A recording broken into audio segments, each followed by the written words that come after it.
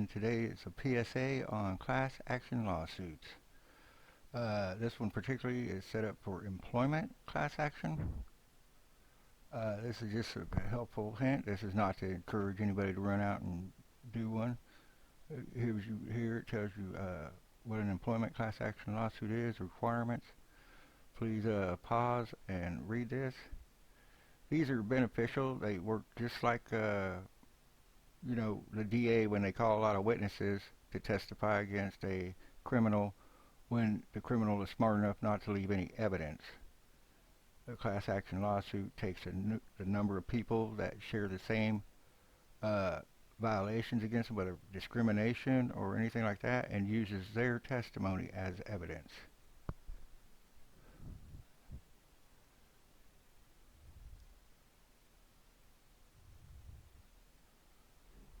It's going over various stages, class actions.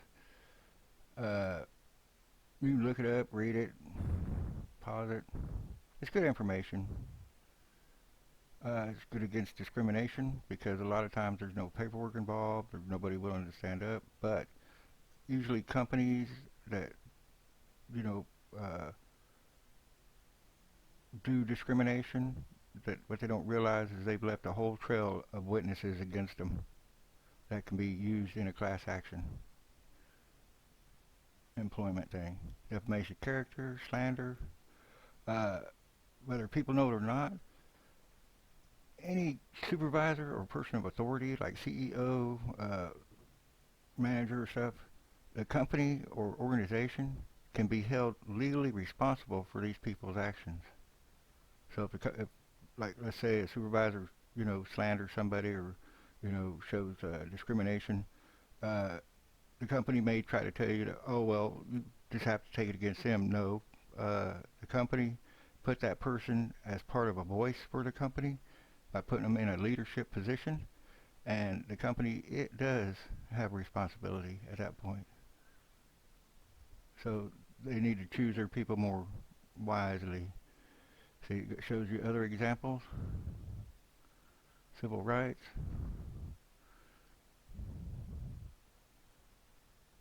you know, and this is helpful information. Now, I ran into a couple of circumstances, and these are just thrown here. I worked at this one company in Nevada, and over a period of time, this individual, this Hispanic, who'd worked for the company for 25 years and all this, but this guy was a hater. I mean, he wanted to get rid of everybody and hire just nothing but Hispanics, but he was even mean to his own people. He would like belittle them and cut their not give them raises and all kinds of stuff and hinder their speaking English, trying to practice speaking English, and it was really weird how these people were. Well, it says in here it went to 80% Hispanic, and then he tried to target me, but you know, I've been a supervisor, administrator before, and what he did was wrong, and I got him in trouble. And of course, the office decided to make a cover up. These people in the office, he was an engineer who was now my department head, and he was trying to like play this. He was going for this guy that had 25 years that was doing all these wrong things, uh, doctoring paperwork and all this other stuff. And I took care of that. And then here's discrimination of the company I worked here. I even offered this African American. I said, if you need to file unemployment, I'll witness for you. I mean, because I saw what they did too. If you read this, it tells exactly what happened. And there's supervisors and that do this kind of stuff in the companies around here, and they're not checked at all. And so they end up firing a person, and then companies around here that like other companies that once they terminate somebody, they consider them disgruntled. Well, the reason why I posted the videos I have for my termination is because I was wrongfully terminated, and I wanted to let the other people know exactly what happened. Since I'm considered, disgruntled and gonna lie, well, none of my videos have lies in them. They all have irrefutable proof. And this here is just a PSA. I've seen these class action lawsuits, employment lawsuits, straighten companies out. You know, make the corporate take notice to what's actually going on in one of their facilities or more than one of their facilities and eliminate people that are causing it. See, now this, when you're discriminated against or something, you seem like it's just you. But since everybody's on social media, uh, there's usually these employers that practice this, that allow discrimination and favoritism to go on in their business, leave a trail, you know. And a lot of them are like trying to tell you what to do when you're off hours. If you're an hourly worker, you have the right to privacy. They can't tell you got to answer your phone every time so and so calls you or you're fired. That's illegal. I've seen it happen at where Russell fired an hourly worker for something he did off the clock and not even on company policy, and he could have filed. I don't know if he did or not. See, and soon you'll put out, and then you'll find out that there's other ex-employees that have the same violation, like discrimination or whatever, uh, and they're just, you know, power of social media.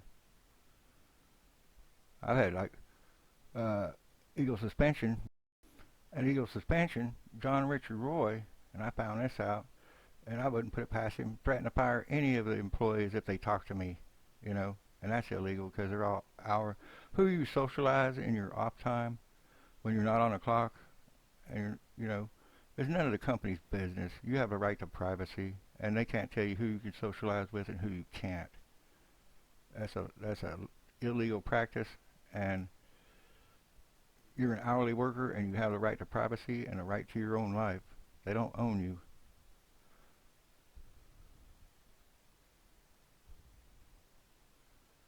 So after posting a thing on social media, you'll find that now you found other people that you're not alone. And this is how class action lawsuits start. Usually discrimination is one, and you don't have to have any documented proof. The victims are the witnesses, just like I stated earlier. They're like the DA does when they try a convict that's or a criminal that's pretty sly on leaving evidence. It's the victims, anybody that's there that actually has witnessed the same thing and telling the same story. But make sure that everybody that's a witness actually went through it, because they'll be able to see through it. Now, see, every time I get wrongfully terminated and collect unemployment, I get blacklisted for a minimum of 6 months up to like a year, which is wrong. That's why if you get terminated, uh, get a job out of this county. These people are all whatever. Trying to find an honorable and person with integrity is like looking for a needle in a haystack. Okay, this is something that to do. I've actually had to do this myself at a certain company in Nevada. Started keeping a little notebook when I seen that supervisor coming after me, that Hispanic supervisor trying to get me. So I took notes on everything, every order he gave me, because he'd tell me something, and see, they can't write you up for verbal. If they want you to follow, they have to put it to you in writing. And he was still trying to pull this old tactical stuff, and I was like, dude, I mean, if you really want to push it, this is what the actual labor law is. You know, I was always respectful to him, but I always watch myself every time I was around him,